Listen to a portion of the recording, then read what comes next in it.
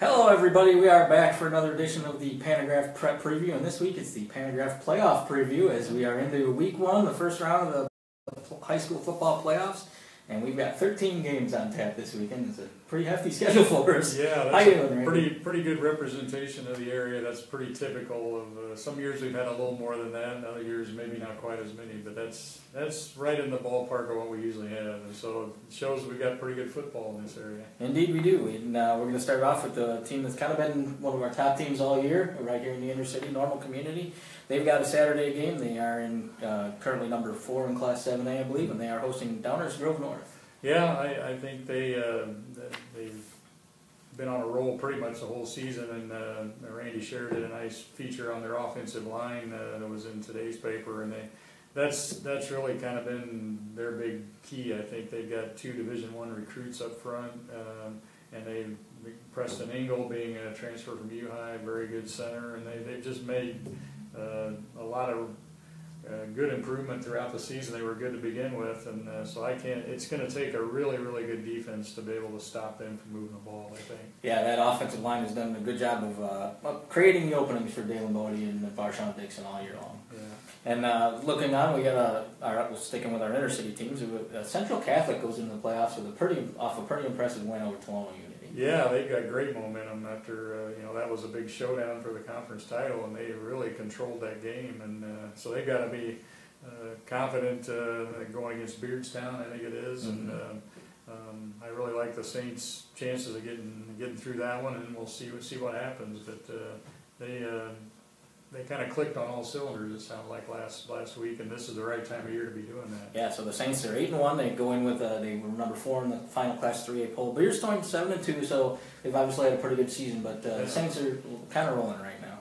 Taking a look, our last inner city team to make it is Normal West. They're in the Class 5A. They're going up against, or 6A, I should say. I'm sorry. They're going up against Blue Island Eisenhower in their game on Saturday afternoon.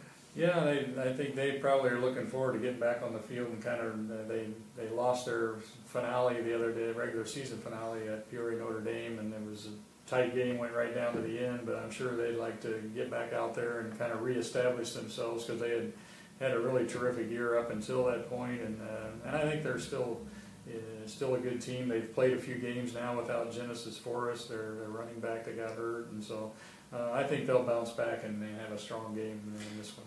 We're moving on to our area teams. We've got 5 area teams in the Class 2A brackets, and that goes off with our other team that's been just unbeatable all year and goes in with a 9-0 record, and that's GCMS. Yeah, they're up to, I think, number 2 in the poll now. Correct. With a couple other teams moving to different classes and whatever in the playoffs. But yeah, they've been pretty much unstoppable, and I really don't think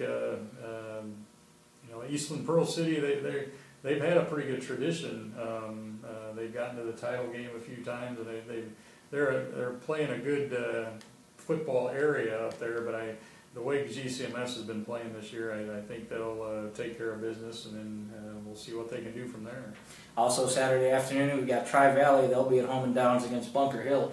And the Vikings, they've run off 8 straight wins after that season-opening loss. Yeah, and they lost to a really good team in St. Teresa, so this is another really strong Tri-Valley team, and I don't know a lot about it's South Mac. I guess it's a combination of Bunker Hill and Mount Olive, but I think Tri-Valley's established that they can really run the ball well, pretty much against everybody since that opener, and with Zach Woodring leading the way. So I would expect them to control the ball on the ground, and this could be another typical Tri-Valley grind-it-out type win.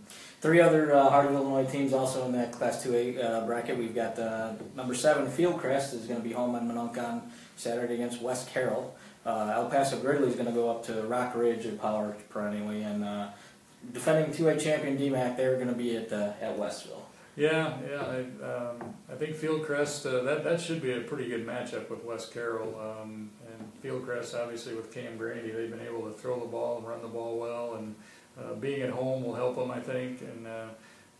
But it'll be a tough task for El Paso Gridley going to Rock Ridge. Rock Ridge's only loss was by 1 point to Sterling Newman, which is obviously a great team every year and ranked number 1 again this year. So that'll be a tough task, but EPG is just kind of fought their way to get in here, and so every week's been kind of a playoff week for them for the past 2 or 3 weeks. DMAC, they're going to have a tough time with Westville probably too, but DMAC is another team that they've had some really tough, close losses, and they play in a great conference in the HOI, so that could pay off when they go to Westville. Yeah. You mentioned the HOI. We got a couple more teams that qualified. We'll start off with the Fisher Bunnies. They're our lone 1A team. They got to go to Freeport-Aquin on Saturday afternoon, so that'll be a tough one for them. Yeah, that Freeport-Aquin's got a great tradition and everything, and it sounds like they're a throwing team now. Years ago, when they were kind of a dominant state type team, they were running the option a lot and that kind of thing. But it sounds like they've got a quarterback who can really throw it now. But Fisher, they've been pretty solid, especially lately with Kate Thomas. Had a big game at quarterback, running the ball and throwing it last week.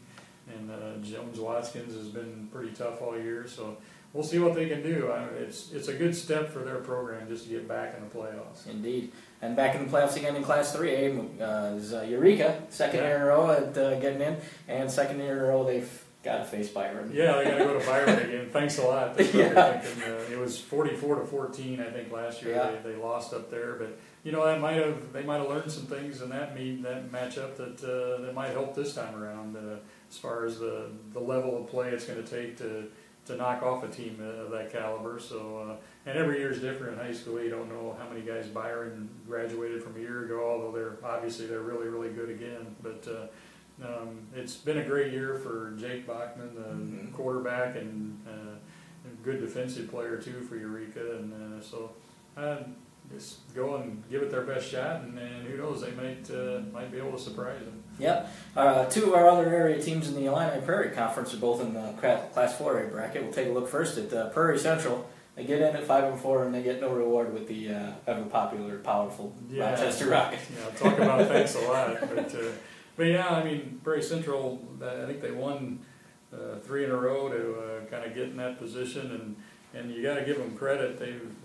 They've fought their way, and there were times in the season I think it looked like they probably weren't going to be a playoff team, but just the experience of going to Rochester is probably unlike very few other places in the state to have to go play. So it'll be a learning experience for sure, but I commend them for at least getting that opportunity.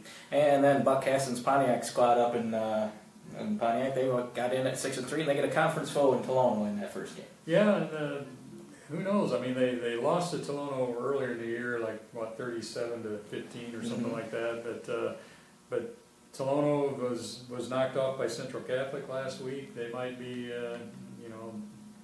catching them at a good time. Who knows? And Austin Norman has been running the ball really, really well for Pontiac. So if they could establish some sort of run game and keep the ball away from Tolono, then who knows? They might have a pretty good shot at this. And then lastly, we'll look up into Class 5A where the Streeter Bulldogs are back in the playoff. I think it's only their 4th time ever. I think they're going to be facing a Dunlap team that goes in ranked, what was it? Number 3. Number 3, yeah.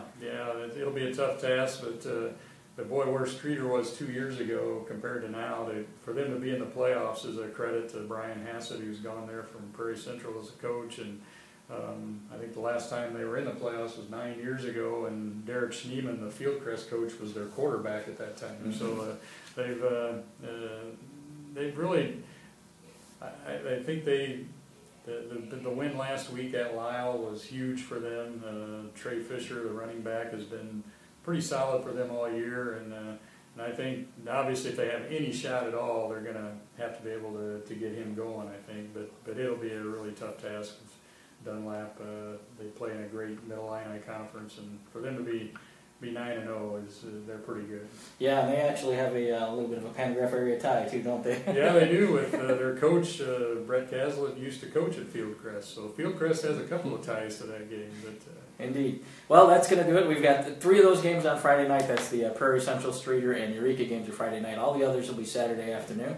So be sure to follow along on Pantagraph.com for all the coverage of all the games and pick up Saturday and Sunday sections for complete coverage of every game we've got. So that's going to do it for this show. I think we need to give a shout out to our film crew, which this week was Jim Benson of our staff. An admirable job. Yes, he did a great job. Alec. Although we haven't seen the video yet. Well, yeah. Apparently he did a great job. We'll see.